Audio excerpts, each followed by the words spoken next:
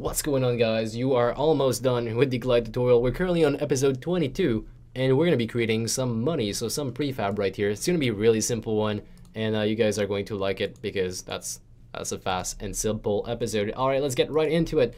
We are going to right click anywhere. I'm in my preloader right now, doesn't really matter where you do it because what we're doing is we're creating a new prefab.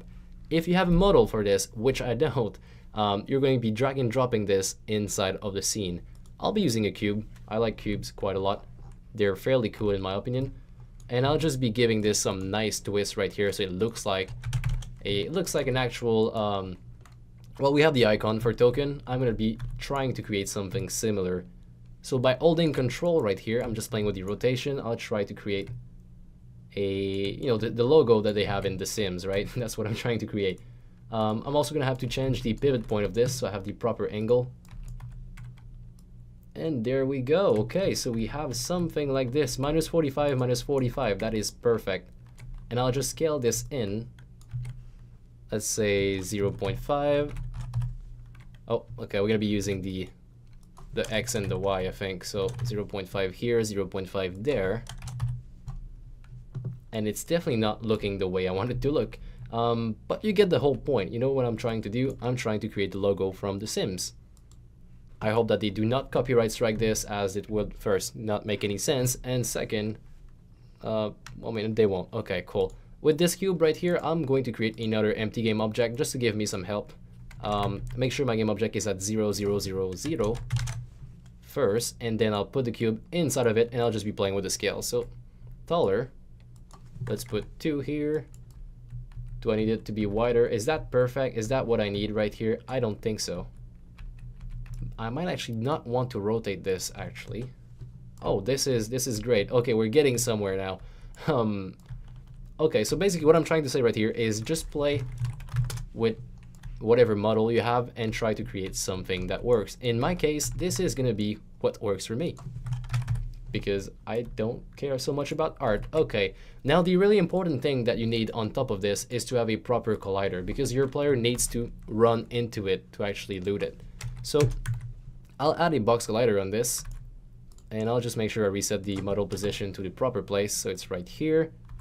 And maybe just make the collider a little bit smaller. I don't want it to be that easy. So what about a smaller Y right here? That would be amazing. Okay, smaller Y. Let's go with 0.8. That's good. And there it is. So that's my collider right here. I want to have this on a trigger as well, because if my player runs into this and that's not a trigger, he's gonna die, and we don't want that to happen. Let's actually click on is trigger, create a new script. This one is gonna be called token, and in token, don't be afraid, it's gonna be the most simple script we write thus far.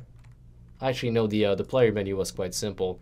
On token, all we have to do right here is to create a function, a private void on trigger enter. So you know this is being called whenever you enter collision with this. And this is a trigger. We're gonna do save manager instance state gold plus plus, and then let's save. So save manager instant save, and let's destroy this object. So destroy game object. Also, for no reason right here, I'll just make this rotate. So why not private void update? Let's do a transform local rotation. Actually, let's just do rotation. Or rotate around. No, rotate is good. Okay, so rotate on vector 3 up, and let's do 90 degrees a second. So times 90 times time the delta time. Completely random. I did not need to do this. You could also be adding a quick particle effect to it. So right click on token, and I'll do new particle system. I just call this FX, and I'll try to do something really quick that is looping. Basically, want something that just keeps on playing all the time, and I'll just try to make something looking good. Maybe a lifetime of 2, start speed of 1, start size of 1. That works. I am going to be copying over to what I currently have on the real game, so don't worry too much about that. I want to have a sphere projecting with a small radius, so 0.1 again, and color over lifetime would be quite good. Let's change that. A nice color at the end, so this could actually do it. Okay, so something like this, maybe vertical or actually stretch billboard, and then make the length scale something big, so something 5. And I'm gonna go back up here, reduce the size of this, so 0.2. This is actually quite good. I like it. Okay, that's gonna be my effect right here.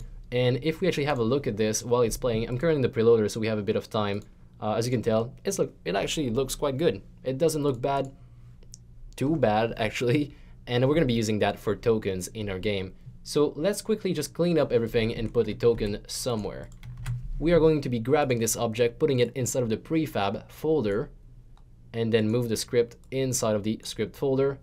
Enter any level. Let's put some inside of level 0 right now.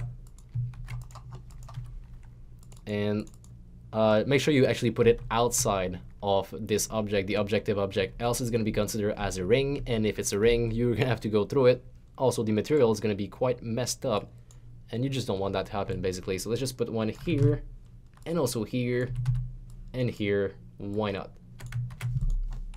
Here it is. Okay, so that's our object. It also just doesn't match with the sky at all, so you could be adding a new material if you wanted to. Right click here, create a new material.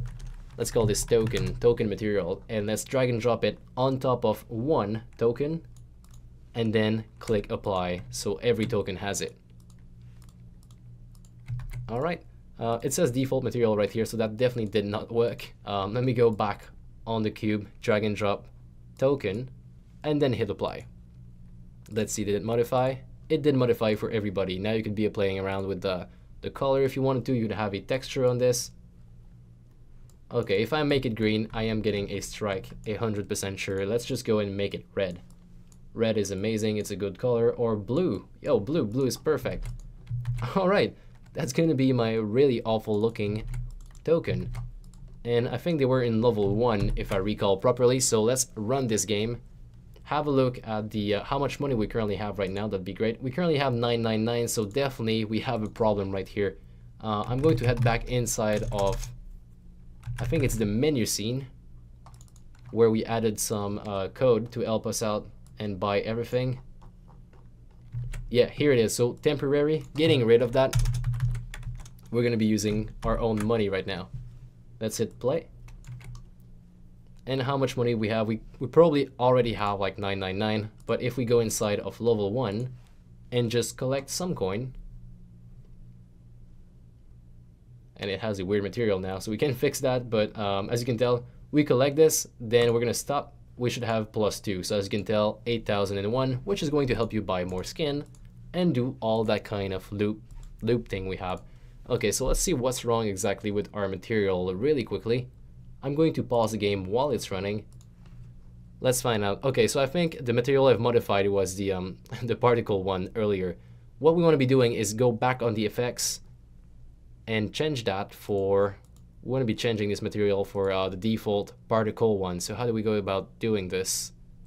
I think you have to go under renderer, and here where it says material, click on the little sign next to it. We're going to be choosing the default particle. Here it is. Okay, now we're back with actual particle. Make sure you go back on the token, hit apply. So as you can tell, all the other one are going to be changed, but we can't do that in play mode.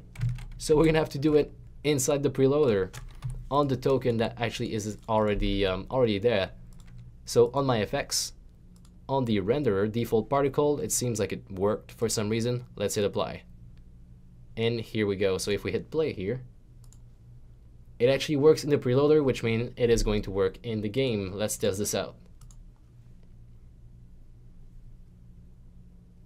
Amazing. So we have the amazing effects right here. We could be adding some more effect. We could be adding a animation on the token. We do it the same exact way as we done it for the rings, basically.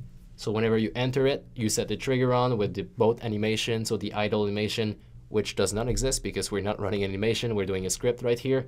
And then you just, you do the exact same thing we did with the ring, and you can actually have a nice collection animation.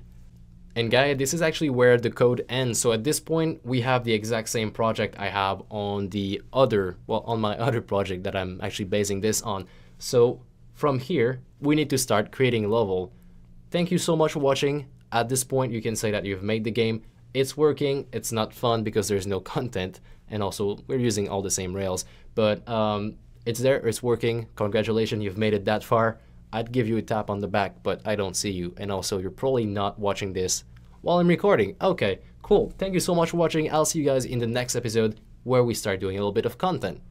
Oh, by the way, like the video, subscribe to the channel, like the video, share it with your friends, share the whole tutorial. Just be amazing to me because I've helped you out. And now you have this nice game that you can show your mom, and your mom's gonna be proud. Maybe, I don't know. Maybe she's not into that at all. Anyway, I'll see you in the next video.